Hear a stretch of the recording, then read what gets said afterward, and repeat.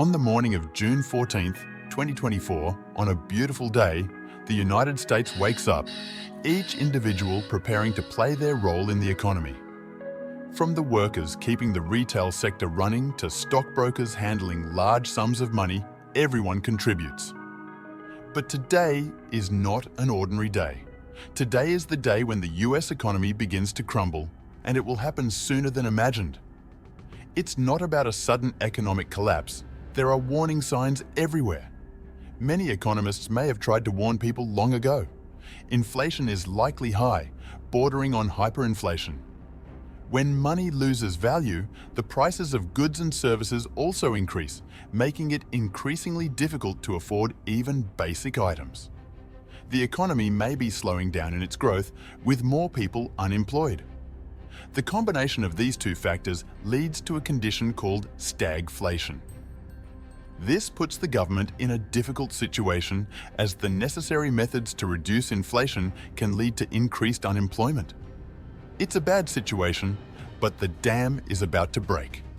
The stock market is the primary indicator of the health of the economy. If it's doing well, people tend to keep investing. But when there's a sudden lack of investor confidence in the market, it can plummet quickly. And it doesn't take much. If a major player suddenly declares bankruptcy, or if bad economic or global news arises, people start selling their stocks. Tensions over current political issues, such as the pending vote to raise the US debt ceiling, only make things worse. When some people start selling, others follow suit, and the snowball effect begins. Easy to start, hard to stop, and that's where the panic begins.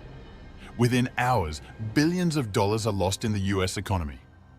Major companies see the value of their stocks plummeting precipitously, some losing a large portion of their net worth. And let's not forget the billionaires. Many of them, like Jeff Bezos and Elon Musk, have a large portion of their net worth tied to stock investments. This means they lose and gain billions of dollars while they sleep. And today, they may see half of their fortune disappear into thin air. It's a disaster for everyone, from billionaires to small investors who see their retirement savings go down the drain. Many companies see their entire net worth vanish, and by the end of the trading day, countless people are unemployed and facing an uncertain future. The US government panics. This is the worst day for stocks since 1929, surpassing even the chaos caused by the Great Recession of 2008. They know something needs to be done, providing assistance to prevent the economic collapse from worsening. This is what happened both in 2008 and in 2020. After the stock market collapse in 2008, a costly bailout package was proposed, giving many businesses on the brink of collapse a cash injection. And in 2020, with the stock market collapse due to the coronavirus pandemic, the government provided both assistance to businesses that were shut down and direct payments to unemployed Americans. This should work again, assuming Republicans and Democrats can work together. No big deal, right? Not this time.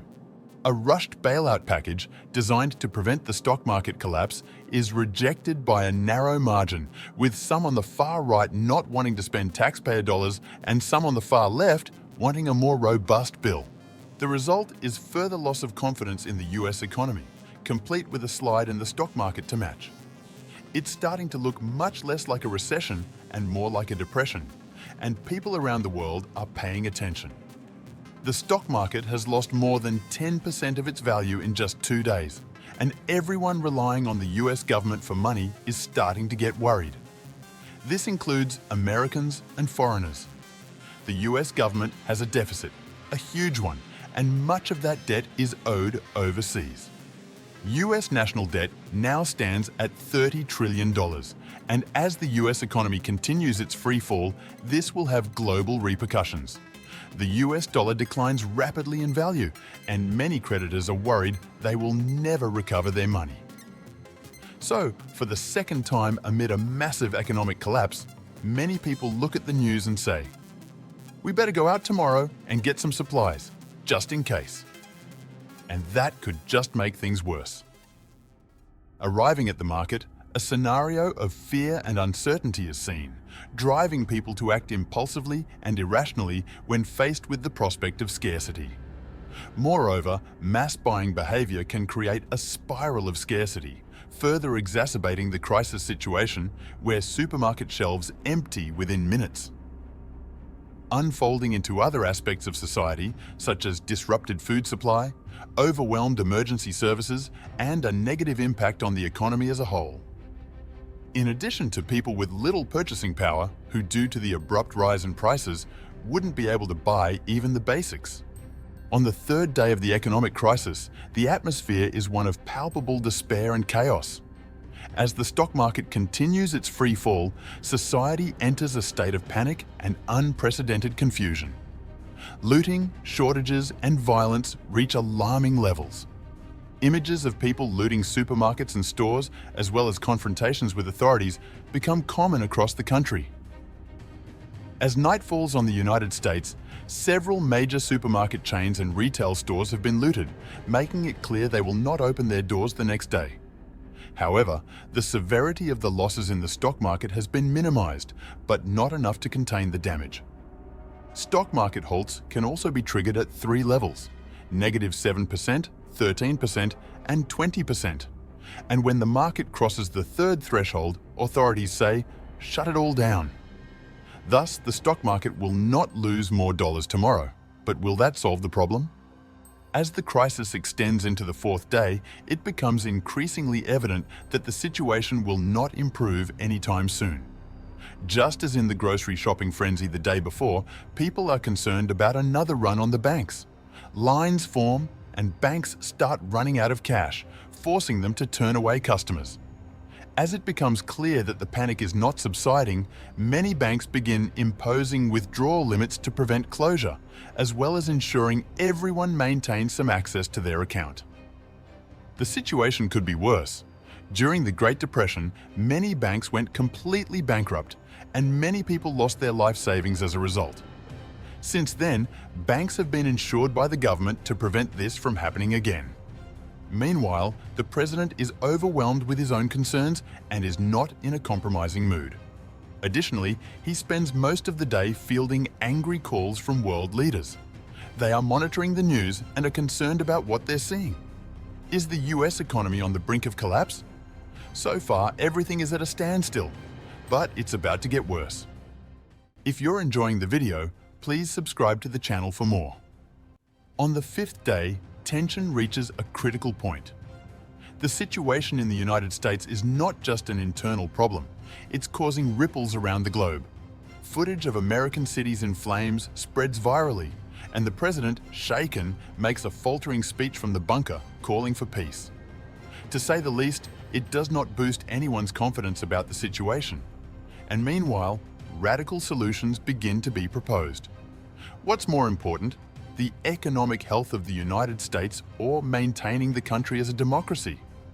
Influential members of both parties urge the president to declare a state of emergency and take extreme measures, including seizing the assets of some of the most powerful billionaires in the country.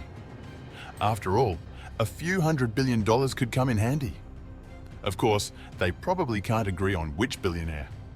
As the crisis enters its 10th day, Americans are preparing for the worst. Many experienced investors decide to act while the dollar still has some value, exchanging their money for commodities like gold, considered safer in times of crisis. But the question arises, will gold be worth anything in case of a total economic collapse? Meanwhile, the president announces measures to prevent another run on the banks. However, he does not announce any of the radical moves some were hoping for, although many claim it's only a matter of time. Around the world, a massive domino effect begins to emerge. Even the closest allies of the US see a bleak trend. Pending agreements with American companies are cancelled, ongoing projects are suspended, and American business branches abroad begin to close due to the contraction of the US economy.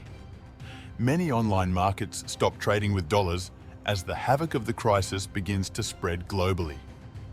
As the days unfold, it becomes clear that confidence in the system is rapidly crumbling. Public distrust of the government reaches alarming levels. fueled by the failure to find effective solutions to contain the crisis. On social media, discontent spreads like wildfire, with more and more people expressing their frustration and anger about the situation. And, as always, there are those who seize the opportunity to promote political agendas or foment more conflict. Meanwhile, the preppers, who prepare for the worst-case scenario, are busy stockpiling groceries, water, tools, and medical supplies. For them, the uncertainty of the future demands meticulous preparation. However, the question remains, will all these measures be enough to face what's to come? As the crisis unfolds, it's inevitable to look back at similar historical moments for lessons and insights. The Great Depression of the 1930s and the financial crisis of 2008 are often evoked as reference points. Examining how the policies adopted and actions taken at those times affected the course of events can offer guidance to current leaders. Additionally, there is an ongoing discussion about which measures would be most effective in addressing current economic challenges. Issues such as the need for economic stimulus, stricter financial regulations, and expanded social assistance programs are at the center of the debate.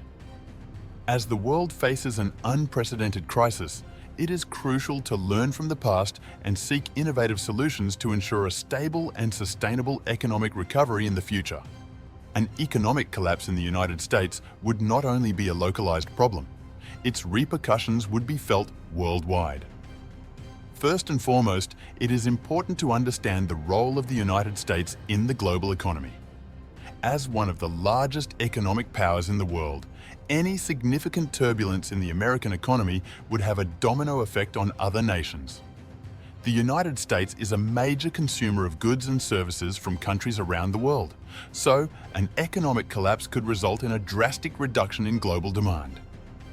Additionally, the US dollar is the global reserve currency, widely used in international trade transactions. An economic collapse in the United States could undermine confidence in the dollar and lead to a currency crisis in many countries, negatively affecting exchange rates and destabilizing financial markets worldwide. Another aspect to consider is the impact on global supply chains. Many companies around the world rely on American suppliers for raw materials and essential components. An economic collapse in the United States could disrupt these supply chains, leading to shortages of products and increasing production costs in various industrial sectors.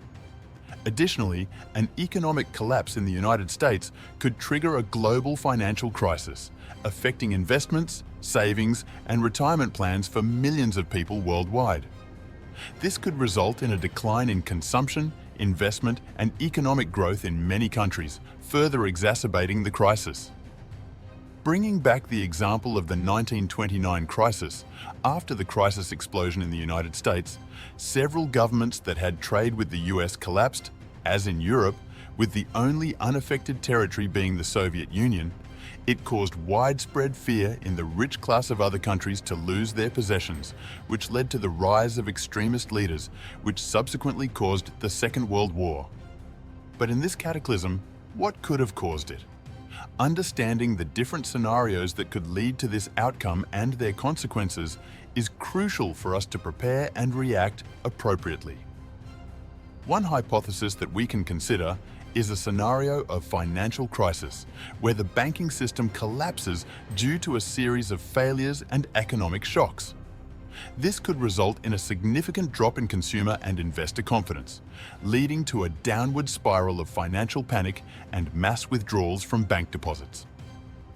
Another scenario to be explored is a fiscal crisis, where the government struggles to pay its debts and finance its operations. This could lead to currency devaluation, higher interest rates, and reduced public spending, resulting in drastic cuts in social programs and essential services.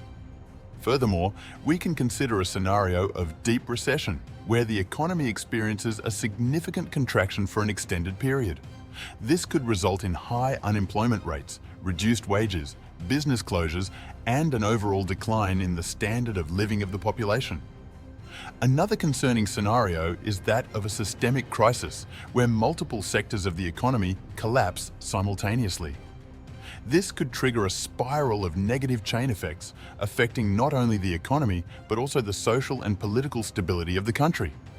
Here, we have seen what it would be like if the United States economy simply imploded. But what if the billionaires gave $1 million to each person? That's what I tell you in this video on the screen. If you liked this video, please support the channel in the first pinned comment. Until next time.